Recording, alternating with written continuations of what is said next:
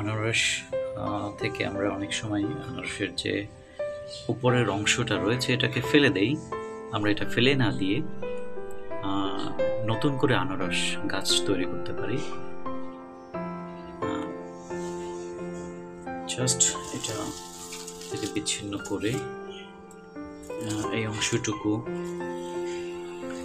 পুরনো পাতাগুলো ফেলে দিয়ে মাটিতে রোপণ করে দিলে চারা হতে পারে এবং চারা হয়। এটা থেকে নতুন আনারস হওয়া সম্ভব।